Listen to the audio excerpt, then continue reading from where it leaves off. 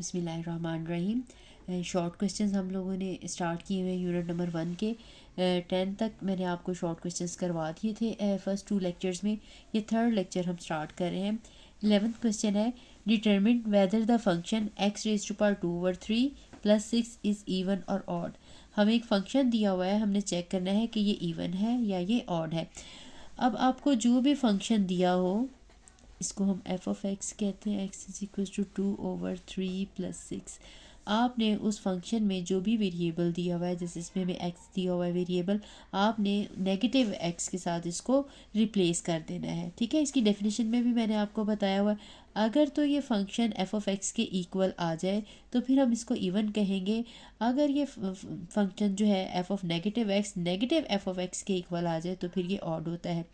तो अब हम इसको चेक करते हैं कि ये फंक्शन जो है ये इवन है या ये ऑड है। ऐसा भी हो सकता है कि कोई फंक्शन ना तो इवन हो ना ऑड हो। अब आपको पता है कि नेगेटिव एक्स, इसकी हम ये पावर 2 इधर कर लेते हैं, इसको हम सेपरेट कर सकते हैं, और 1/3 आपने सेपरेट कर ली। ठीक है, क्योंकि इसका जब हम स्केयर लेंगे नेगेटिव, ये पॉजिटिव हो जाएगा। +6 नेगेटिव एक्स का स्केयर अगेन एक्स स्केयर है, और ये power 1/3 + 6, then this is again x raised to power 2/3 + 6 which is again equal to f of x। अब हमने negative f of negative x लिया था, वो अगेन f of x के इक्वल ही आ गया। तो ऐसे फंक्शन को हम कहते हैं even function. therefore f of x is even function.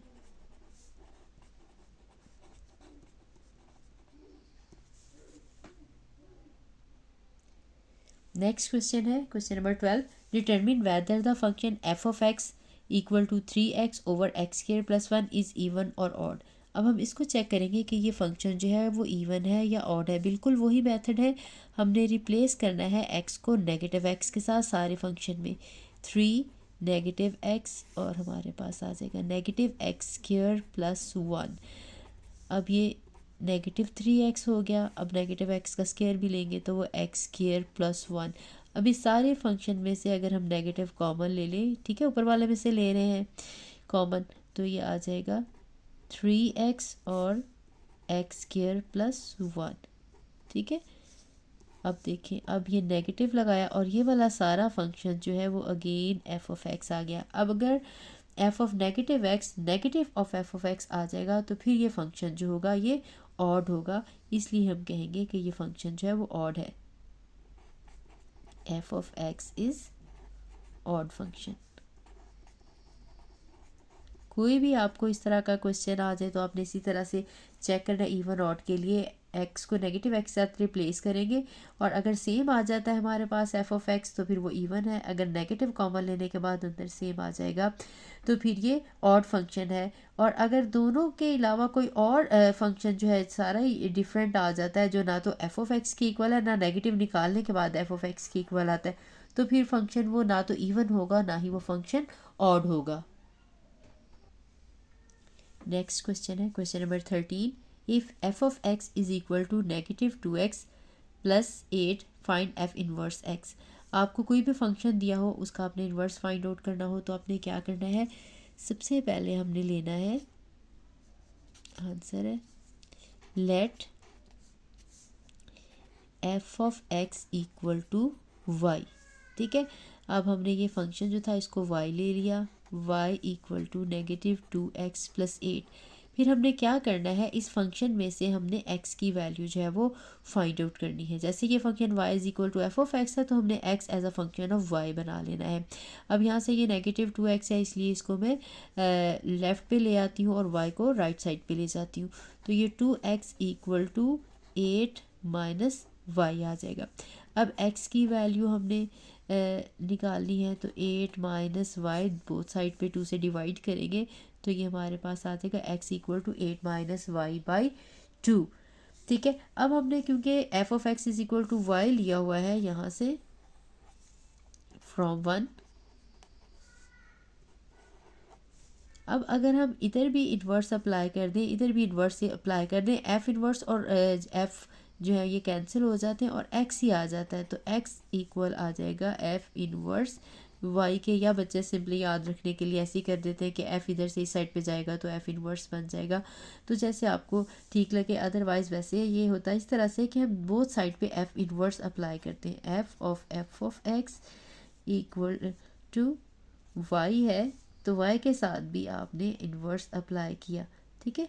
अब ये देखें, कोई भी फंक्शन का इन्वर्स है और फंक्शन है, इन दोनों का जब भी हम कम्बिनेशन लें, चाहे पहले एफ़ हो बाद में एफ़ इन्वर्स हो, या पहले एफ़ इस तरह से एफ़ ऑफ एफ़ इन्वर्स हो, तो इनका आंसर हमेशा एक्स ही आता है, ये दोनों कैंसिल हो जाते हैं। तो इसी तरह से डायरेक्टली अगर हम लिखना चाहें तो उसको x is equals to f inverse y भी लिख सकते हैं, ठीक है। अब ये हमने वैल्यू यहाँ पे एक्स को रिप्लेस कर देना है एफ़ इनवर्स वाई के साथ। अगर ये 2 था, देन पुटिंग या substituting in 2,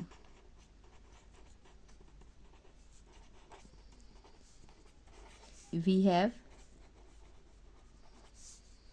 F inverse y equal to 8, ये सारा फंक्शन एक्स को रिप्लेस किया नेगेटिव एक्स को एफ इनवर्स वाई के साथ, तो याद आएगा 8 माइनस वाई बाई 2। अब ये देखें, इन्वर्स की फॉर्म में ये फंक्शन आ गया, लेकिन हमारे पास वेरिएबल पहले एक्स था जिसका हमने इन्वर्स फाइंड आउट करना था। अब हमारे पास वेरिएबल वाई आ गया, तो हम सिंपली रिप्लेस कर देंगे वाई को एक्स के साथ, तो हमारे पास इन्वर्स आ जाएगा उसी फंक्शन का।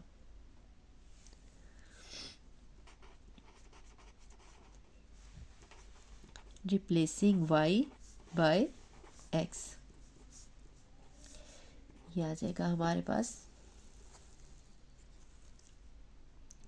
F inverse X is equal to 8 minus X by 2 which is the required inverse. यही हमने फाइंड आउट करना था, यानी जब भी आपने फंक्शन का इन्वर्स निकालना है यही मेथड अडॉप्ट करना है, फंक्शन कोई सा भी हो, कि पहले हम इस एफ ऑफ एक्स को जो है वो हम वाई सपोज कर लेंगे, उसके बाद फिर हम वाई की वैल्यू एफ ऑफ एक्स की जगह पे वाई लगा देंगे। यहाँ से हम वाई का आंसर जिस तरह से लिखा हुआ है यहाँ पे हम एक्स की वैल्यू फाइंड आउट करेंगे, फिर हम एक्स को एफ इनवर्स वाई लगा देंगे। लगाने के बाद हमारा ये सारा फंक्शन इन्वर्स में आ जाएगा एफ इनवर्स वाई की फॉर्म में, लेकिन वेरिएबल हमारे पास वाई होगा। अब हमने वाई को एक्स के साथ रिप्लेस कर देना है, तो एफ इनवर्स एक्स आ जाएगा हमारे पास। नेक्स्ट क्वेश्चन है, without finding the inverse state domain and range of f inverse where f of x is equal to 2 plus x plus 1 का स्क्वायर रूट। हमने इन्वर्स फाइंड आउट नहीं करना, उसके बगैर ही हमने इन्वर्स की डोमेन और रेंज बतानी है। आपको पता है एफ़ और एफ़ इन्वर्स की जो डोमेन और रेंज है, आपको पता है इन्वर्स उसे क्यों कहते हैं, जब हम डोमेन और रेंज को आपस में इंटरचेंज कर दें, यानी इन्वर्स लेने से क्या होता है कि जो डोमेन है वो रेंज बन जाती है, जो रेंज है वो डोमेन बन जाती है। तो पहले हम इस फंक्शन की डोमेन और रेंज जो है वो फाइंड आउट करेंगे, तो फिर इन्वर्स की जो डोमेन और रेंज है वो इनसे ऑपोजिट हो जाएगी, जो डोमेन है वो रेंज बन जाएगी, जो रेंज है वो डोमेन बन जाएगी। तो इस फंक्शन को हम देखते हैं। अब मैंने आपको एक ये बात बताई थी कि स्क्वायर रूट वाला जो है सेकंड लेक्चर में आई थिंक कि स्क्वायर रूट वाले की जब भी डोमेन आएगी वो हमने लेनी है वहाँ तक जहाँ पे इसका आंसर जो है वो पॉजिटिव आ रहा हो, क्योंकि स्क्वायर रूट के अंदर नेगेटिव जो हो वो अनडिफाइंड वैल्यू आ जाती है, डिफाइंड नहीं होता वहाँ पे फंक्शन। तो ये देखें, x minus 1 should be greater than equal to 0, that mean x should be greater than equal to 1, यानी अगर 1 से बड़ा होगा आंसर तो फिर ये पॉजिटिव आएगा, 1 आएगा या 1 से बड़ा। अब 1 से छोटा कुछ भी ले लें, सपोज हम 0 देखें, रख के देखें, तो आंसर नेगेटिव 1 आ जाता है।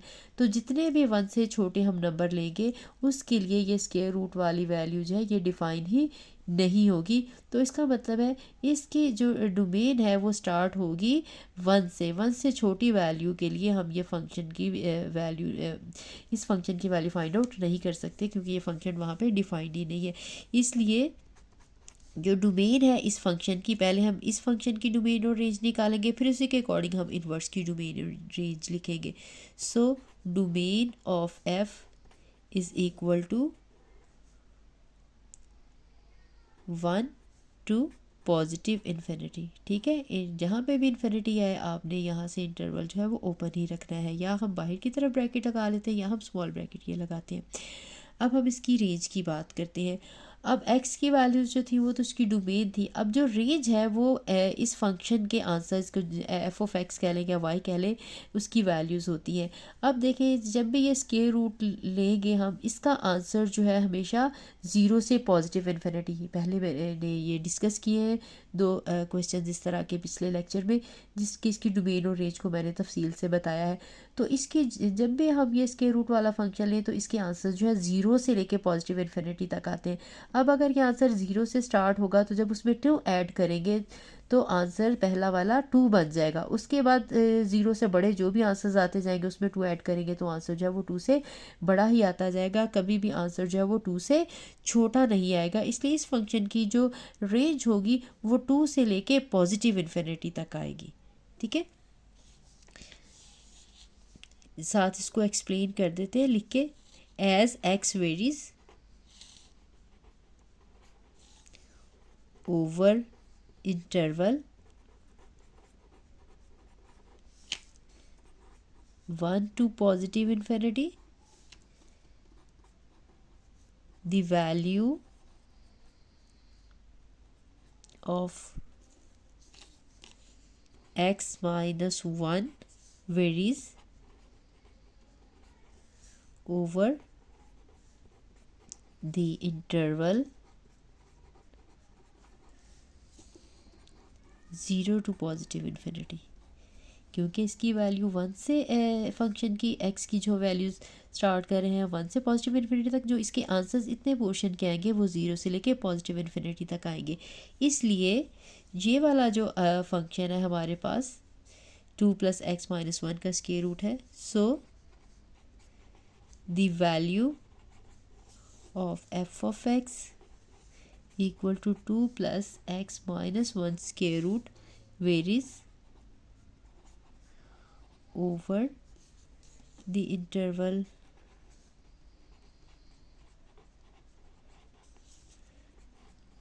2 to positive infinity। ठीक है, अब हमारे पास ये फंक्शन की डोमेन भी आ गई है और रेंज भी आ गई है, इसलिए हम रेंज को लिख लेते हैं। Range of f is equal to 2 to positive infinity. ठीक है, ये तो हमारे पास इस फंक्शन की डोमेन आ गई है और रेंज आ गई है, लेकिन हमने तो फाइंड आउट करनी थी एफ इन्वर्स की डोमेन और रेंज। तो बाय डेफिनेशन जो है जब हम इन्वर्स लेते हैं तो डोमेन और रेंज इंटरचेंज हो जाती है। So by definition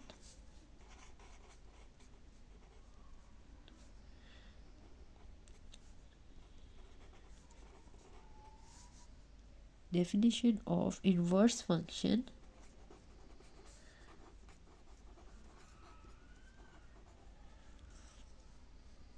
we have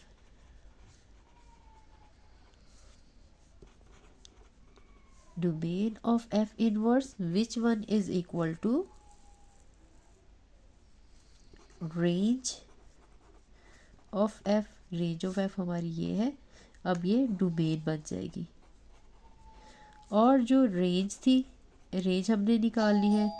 range of f inverse that is domain of f which is equal to 1 to positive infinity। ठीक है, नेक्स्ट क्वेश्चन है question number 15। Without finding the inverse state the domain and range of f inverse x if f of x is equal to x - 5 whole square. अब फिर हमने इसका जो है वो इन्वर्स फाइंड आउट नहीं करना, डायरेक्टली हमने इसके इन्वर्स की डोमेन और रेंज जो है वो बतानी है। तो इसके लिए हम पहले इस फंक्शन की डोमेन और रेंज निकालेंगे और फिर डेफिनेशन के अकॉर्डिंग जो है डोमेन को हम रेंज और रेंज को डोमेन बना देंगे एफ इन्वर्स की।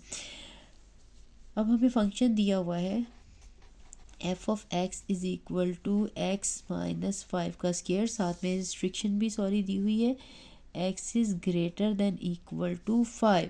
ठीक है, x is greater than equal to 5। अब देखिए इन्होंने खुद ही रिस्ट्रिक्शन, अगर तो ना इसके ऊपर ये हमें रिस्ट्रिक्शन दी होती, ये चीज़ ना देते, तो फिर इसकी डोमेन सारे के सारे रियल नंबर्स होते।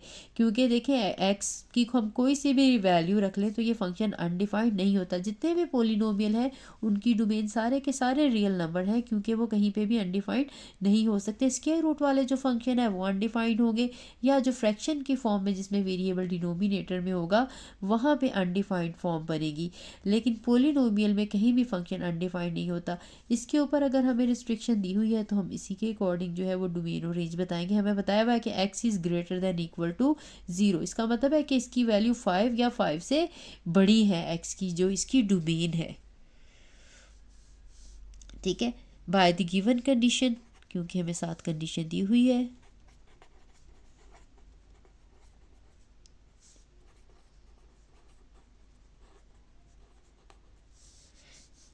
Domain of f is 5 to positive infinity. 5 या 5 से बड़े सारे नंबर जो हैं वो इसकी डोमेन है। और इसके बाद हम इसकी रेंज देखेंगे। अब आपको पता है, देखिए अगर इसमें 5 रखें तो 5 का आंसर 5 माइनस 5 ज़ीरो आ जाएगा। 5 के बाद हम जितने भी बड़े नंबर रखते जाएंगे, 6 रखा है, 5 और 6 के बिटवीन बहुत सारे इन्फिनिट रियल नंबर्स हैं, तो वो जितने भी रखते जाएंगे 5 से बड़े 5.1 ये सपोज, तो आंसर जो है 0.1 आ जाएगा, उसका स्क्वायर लेंगे। इसी तरह से जितने भी हम वैल्यूज़ रखते जाएंगे वो आंसर हमेशा 5 से बड़े ही 0 से बड़े ही होते जाएंगे, पॉजिटिव ही आंसर आएंगे। वैसे भी स्केयर आपको पता है हमेशा पॉजिटिव होता है। इसकी डोमेन 5 से स्टार्ट होती है, तो फर्स्ट इसका आंसर जो है वह 0 होगा, और 0 से बड़े जितने भी सारे के सारे नंबर हैं वो इसकी रेंज होंगे। 0 से लेके पॉजिटिव इन्फिनिटी तक इसकी रेंज होगी। साथ में लिखना है तो ये मेंशन कर दें, x माइनस 5 का square is non negative real number.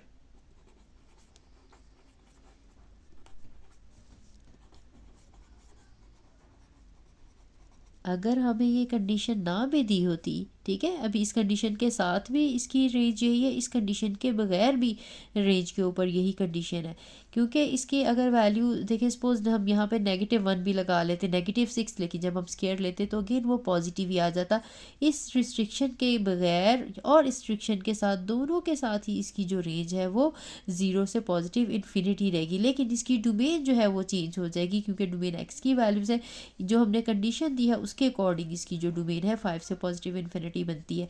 अगर ये नहीं दी होगी तो सारी की सारी इसकी डोमेन बनेगी, और रेंज जो होगी इसकी वो सेम ही रहेगी जो इस फंक्शन की मैं लिख रही हूँ, इस रिस्ट्रिक्टेड फंक्शन की।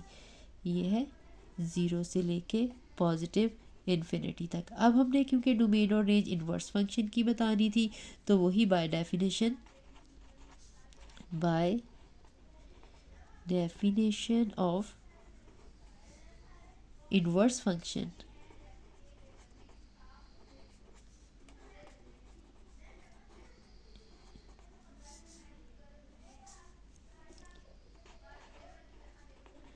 domain of f inverse is equal to range of f which is 0 to positive infinity का मैं बार बार आपको कह रही हूँ कि आपने क्लोज्ड इंटरवल नहीं लगाना, ओपन इंटरवल लगाना है। ओपन के लिए हम ये जिसको हम स्मॉल ब्रैकेट या पैरेंथेसिस जो होती है कहते हैं, ये हमने लगानी है।